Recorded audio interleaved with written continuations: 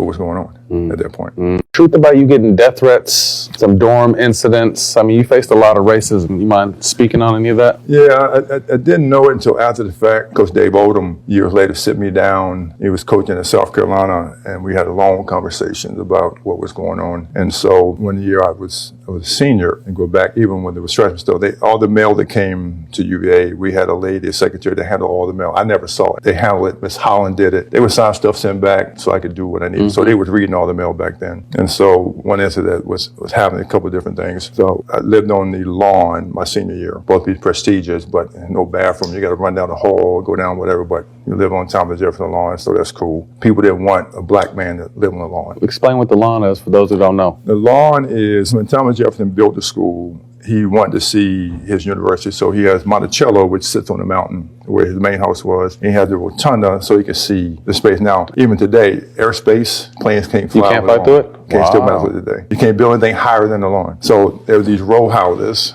and they were small rooms. They had a sink in it and a bed, a fireplace, and that was it, and a desk. So Edgar Allan Poe, all the historical guys lived on the lawn. Okay. And there's still some rooms there that's still old, you can see. So I got an award. I had to write a paper, stuff like that. I got on the lawn from that standpoint. It's prestigious, Ralph Sampson on the lawn. I would change my number 6 to number 9, and put number 9 to number 6, because I would get somebody knocking on the door all the time. Somebody, young lady, I guess in the back of the lawn, whatever, got raped. And so Coach Allen said, you got to get out, because they might started putting that on you. So we moved out of the city. And then I get there and somebody tracked. We talked about the bag earlier. So my car, and my mom still is going to deny it today, but I had a conversion van is what I drove from my second year on.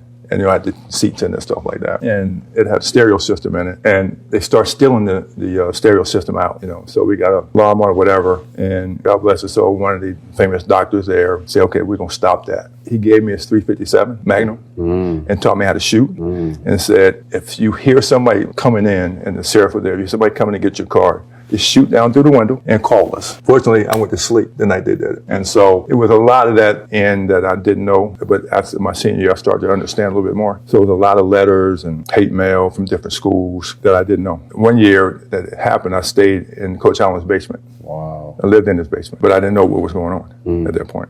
Truth about you getting